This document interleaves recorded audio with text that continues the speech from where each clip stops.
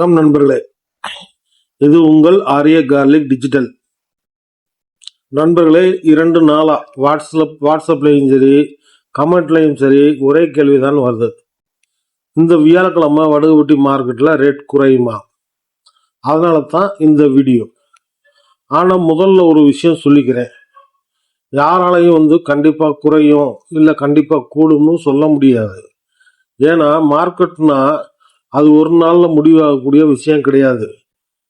அந்த நாளைக்கு வரக்கூடிய பூண்டோட வறுத்து வாங்க வரக்கூடிய வியாபாரிக, பூண்டோட குவாலிட்டி, ஏலத்தில் இருக்கிற போட்டி, மேலும் நம்முடைய மக்கள்கிட்ட இருக்கக்கூடிய தேவைகள், இதெல்லாம் சேர்ந்து தான் ரேட்டு முடிவாகும்.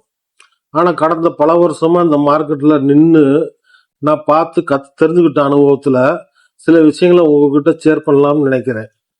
இந்த வீடியோவை கடைசி வரை பாருங்க. கடைசியில் ஒரு முக்கியமான விஷயம் சொல்றேன் நண்பர்களே. முதல்ல ஒரு விஷயம் புரிஞ்சுக்கணும். ஞாயிற்றுக்கிழமை மார்க்கெட்டுக்கும் வியாழக்கிழமை மார்க்கெட்டுக்கும் நிறைய வித்தியாசம் இருக்கு. ஞாயிற்றுக்கிழமைனா தமிழ்நாட்டோட பல மாவட்டங்கள்ல இருந்தும் வியாபாரி வருவாங்க. காரணம் அது லீவு நாள் என்பதால்.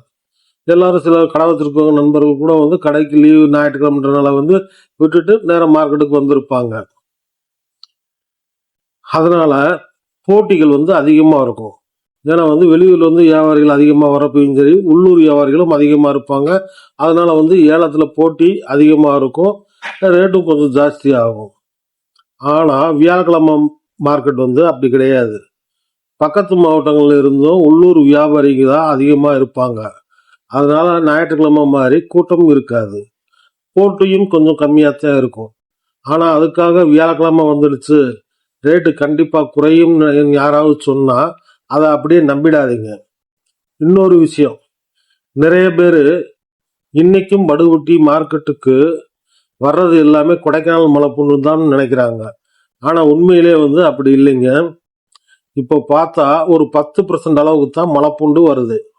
மீதமுள்ள 90% பூண்டு ராஜஸ்தான், ஹிமாச்சல், குஜராத் மற்றும் காஷ்மீர் போன்ற வெளியூர் மாநிலங்கள்ல தான் பூண்டு வடுகுபட்டிக்கு அதிகமாக இப்போ வறுத்து வந்துகிட்டு இருக்கு. குஜராத்ல இருந்து வரக்கூடிய கோண்டல் ரக பூண்டுகளும் அளவு வந்துகிட்டு இருக்கு. அதனால வடுகுபட்டி மார்க்கெட்டுனா மலைப்பூண்டு மட்டும் கிடையாதுங்க, பல மாநிலங்களிலிருந்து வர பூண்டுகளும் இங்க ஏலத்துல தான் வரும். இப்ப இதுல தான் நிறைய பேருக்கு தெரியாத ஒரு விஷயம் இருக்கு. வடுகுபட்டின்றதுல அதிகபட்சமா நடைபெறக்கூடிய சேல்ஸ் எல்லாமே கம்சன் மண்டிகள் மூலமா தான். அதாவது பூண்டு அனுப்பி வச்சிருக்கிற ஹோல்சேல் வியாபாரி ஒருத்தர் இருப்பாரு, கம்சன் கடைக்கு பூண்டை சேல்ஸ் பண்ண அனுப்பியிருப்பாரு. ஏலத்துல ரேட் சரியா வந்தா அன்னைக்கே வித்துருவாங்க. அந்த ரேட் பிடிக்கலைன்னா, ரேட்டு கட்டுப்படி ஆகலைன்னா இன்னைக்கு விற்க வேண்டாம், அடுத்து வரக்கூடிய மார்க்கெட் நாட்கள்ல நம்ம வித்துக்கலான்ட்டு அந்த பார்ட்டி சொல்லிட்டாங்கன்னா பூண்டை நிப்பாட்டிடுவாங்க. அதனால நண்பர்களே, மார்க்கெட்டுக்கு வந்த எல்லா மூட்டையும் அன்னைக்கே வித்துடணுங்கிற அவசியம் கிடையாது. அதனால இன்னைக்கு இவ்வளவு மூட்டை வந்திருக்கு, ரேட் கண்டிப்பா குறையணும்னு யாருமே உறுதியா சொல்ல முடியாது. ரேட்டை முடிவு பண்றது வறுத்து மட்டும் இல்ல, தேவைகளும்.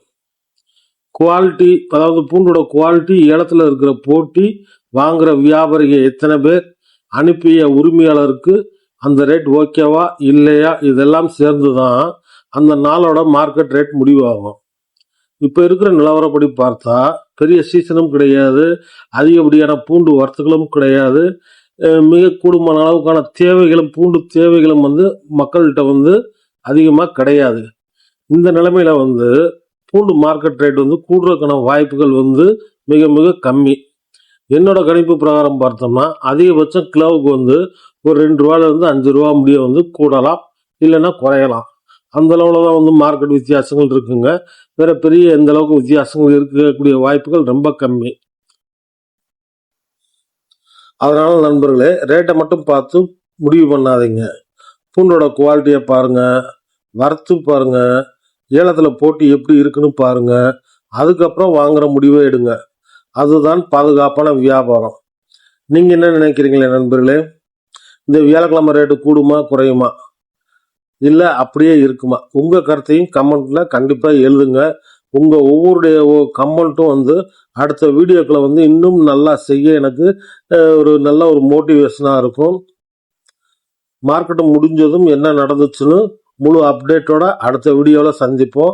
இந்த வீடியோ பிடிச்சிருந்தா லைக் பண்ணுங்கள், உங்கள் நண்பர்களுக்கு வந்து ஷேர் பண்ணுங்கள். இன்னும் நம்ம ஆரிய கார்லிக் டிஜிட்டல் குடும்பத்தில் சேரலைன்னா சப்ஸ்கிரைப் பண்ணி பெல் ஐக்கானை அழுத்துங்க. ஆரிய கார்லிக் டிஜிட்டல் விலை மட்டுமல்லங்க, நம்பிக்கையும். நன்றி நண்பர்களே, மீண்டும் சந்திப்போம். வணக்கம்.